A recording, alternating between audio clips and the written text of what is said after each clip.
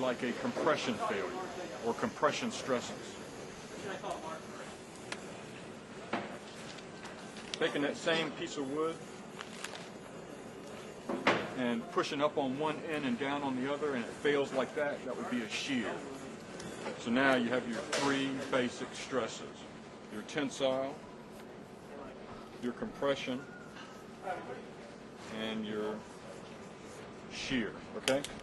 Now you can get combinations also of all these, all acting at the same time. Usually your tensile and your compression are going to play predominantly into your homogeneous materials. Does anybody know what that is? All right, homogeneous material is like aluminum and steel. That means it's strong in all three directions: X, Y, and Z. Y'all are all familiar with the three directions, right? In linear space, right? Or planar space. So now that homogeneous materials like your aluminums and your steels that have any sort of pedigree, some of your plastics like ABS or something like toys are made out of, it's going to be homogeneous. It's going to be your strength in all three directions, X, Y, and Z are going to be the same. Your problem is if you're dealing with composites, composites are not homogeneous. Composites have certain strengths in one direction as opposed to another. Keep it. Let's take a look at carbon or fiberglass, which is primarily a weave. We call it a weave. It really looks like cotton, kind of weave like that. Does that look familiar when you look at fiberglass? Okay. All right, here's the trick. Here's all you need to know about it. This direction here, which is the, what direction? Tensile, T, tensile. This direction right here is the tensile direction. It's really strong.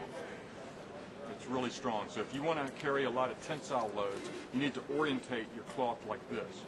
For just a purpose, we're going to call this a 24-24. Unfortunately, your compressive load is very weak on this, and that's because it's not homogeneous. It's actually, you have to do some structural enhancements to it to get it to take a compression load in that direction. It's not impossible, but I'll show you how to do that in just a few seconds. Okay, so there you got your tensile, you got your compression. Anybody want to guess which direction the shear load is going to be the strongest in? Oh, no. It's real easy. It's half of 90 degrees. Thank you. So in 45 degrees, I would take the fiberglass basically and stand on it so my feet wouldn't hurt. Because pound for pound, strength for strength, your carbon's going to be the best.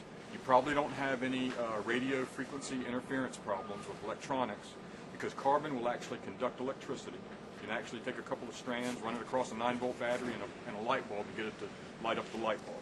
Fiberglass is glass. It's not conductive. You had to tell them that, didn't you? Right. They'll be So testing that one out. it's fun. Just don't do it with 110 volts AC. You're going to get yourself killed. So what you want to do is structural shapes. This is a classic everybody ought to be familiar with. This is a beam. It's what? The I-beam. That's right. How about that one? Or channel. That's right. Another classic shape for carrying load is the box. Okay. So now you got your three, and there's variations you can do on. And we're just going to take this I-beam right here. This is a side view. We're going to put a load out here. We're going to call this a cantilever. This is actually a cantilevered beam. So imagine this beam right here is just stuck to the wall really solid, and you start hanging yourself or some weight off the end over here. That beam is actually going to deform like this.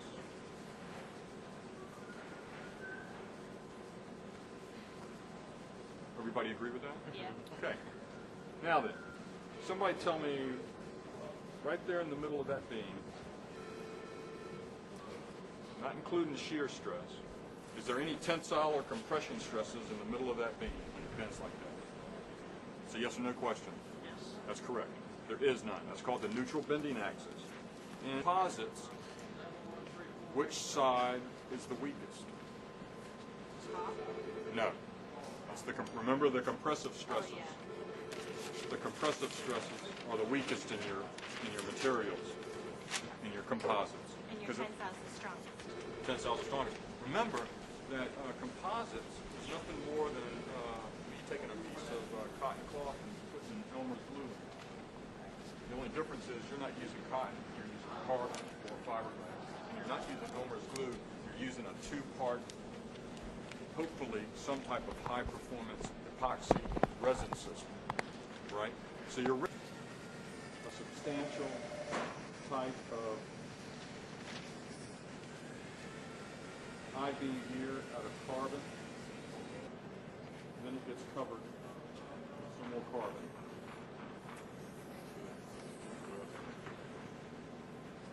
See the I-beam I made there? When you start bending this, the maximum size of your airfoil shape there. Do you all have an airfoil shape you're supposed to do? This question. What would you recommend making your I-beam out of? Carbon. Carbon. Carbon makes the flanges. Let's see, let's get here, I'll do it. That's all right. I got plenty of paper to bend. Let's take a look at some, And if they didn't have carbon, what would be a second choice? fiberglass. So you would use the carbon fiber or the fiberglass fiber, because they don't have just pure carbon, they just have it as cloth. Yeah, that's what I'm thinking. Okay. Yeah, so if I was doing that I-beam, I'm going to carry more load like that.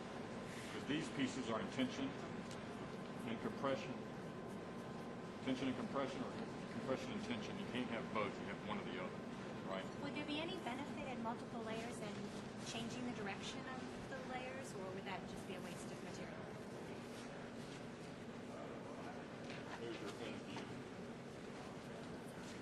Okay. So what I would probably do is if I ran out of my carbon, or if I had carbon left over, I'd probably go with one layer of 0.45. Scissors, X-Acto knives. Yeah, utility false wood saws, X-Acto knives.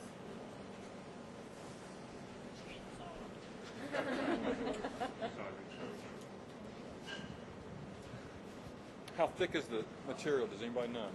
The carbon? It's the black stuff that y'all cut last. It's not very thick. It's sure. Yeah, it's How many layers could you cut with a pair of scissors after it was cured, or before it's cured? And they're only giving 6 feet of it per group, that's it. They're giving you 6 feet? How wide? I don't know. It's like 6 feet. I don't know. Okay. You're gonna have to. What you're gonna have to do is figure out. Okay. So what I would do is I would cut it as close to the shape that I want the width to be. And if you got 6 inches, I'd probably go with maybe an inch to an inch and a half, somewhere in there, maybe 2 inches. Depends. Yeah. Okay.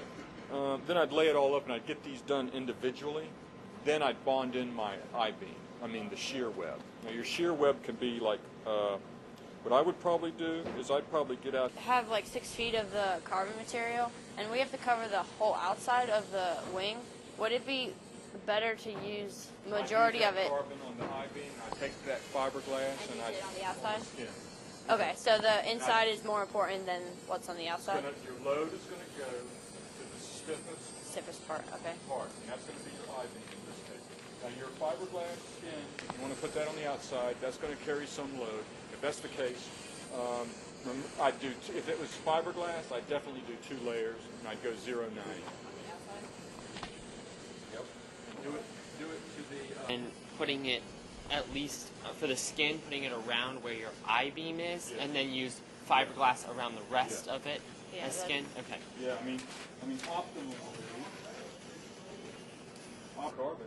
So that would be You the make ideal. that I-beam out of balsa wood, and you put the carbon on the outside, which you can do. Uh-huh. It's wouldn't not be- going to be as strong. Right. Carbon's going to carry the loads in because carbon is going to be the strongest. Carbon is going to be And with the carbon, so if you had like the other, like the C structure with the carbon, would that matter, or is I-beam generally, would that be the strongest? oh no, actually a box beam would probably be your biggest bet, but it may be too heavy for you. So y'all of that thing with carbon. I'd load it till I got no more, as a matter of fact. Probably. Okay. Yeah, I'd probably do that. Yeah, I'd probably do that. What kind of structure would the C-beam be like up? C-beam is really I throw that out just as an example of structural shapes because of the fact that when you look at structural steel, which I'm not an expert in, but I have a coworker who is, that's right. So there you go, there's your loading diagram.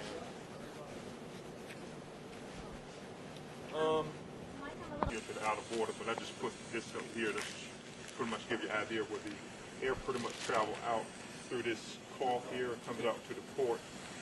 And actually another thing we use too is, you guys probably don't have it, but it's a relief cloth. Another little trick that we use, once we get this saturated, we put like a release cloth in here, and then we put a fiberglass cloth over it. And then the fiberglass would soak all the excess resin out of the carbon, so it won't be resin rich. So I don't know if you guys probably don't have access to release cloth, but it's a very thin film that we put on here to separate that glitter cloth from the skin, so it won't stick to this fiberglass skin. I mean this carbon material here. And pretty much it's cured in 8 hours, in about 8 hours. But yeah, it's lightweight. And also here's the. So what we do, we lay out that hatch in the mold first. So we build the hatch first, and then we'll lay this top skin over that hatch, so you get a perfect fit here. And that also has that balsa cord also. And it has this is carbon on both sides also. This was going to be a bulkhead for a 14.2% blended wing body, which is actually triple the size of this thing here. Actually, it's going to be 35 feet wide wingspan. We were going to build 4911 attack for Boeing. But it's just one layer on each side. Comparison at all, especially with that carbon hat just going around. See, we don't do that method anymore with layers and layers of fiberglass. We're going to a lot of carbon and even Kevlar. We usually, I don't know if you guys are using Kevlar, but Kevlar is another good composite material you can use also. Very strong. The weight about at least 28%. And something that big, you're talking about your ticket price is incorporated to how much fuel they burn to models of this type here. This is actually 1%. We use this mold here to produce this model. This is 1%. Believe it or not, once we finish this, it's only weighed 3 pounds. Finish, you can see it. Does it actually work? Yes, it does. We actually are using a kerosene and an oil mixture. I can pull this thing out. You can see the back. 35. I have just enough firewood. Isn't that good? Then you can see the back of it. We have a demonstration. Yeah, they use it. They fire it up before they actually put them on the airplane. Make sure they're getting even pounds. I think it's 21 pounds per square inch. 21 pounds of thrust on each engine. So they'll put it on this little stand, and they'll be on a wingtip. It's like a aluminum wingtip, and then they're fired up to make sure it's getting even, even thrust on both of them. So it's nice. That's awesome. Yep. And when you hear, actually, you guys want to see a video of it? Okay. I have a video of the L1011 model. We would love to. But Oh, okay, you have to go. Okay. Schedule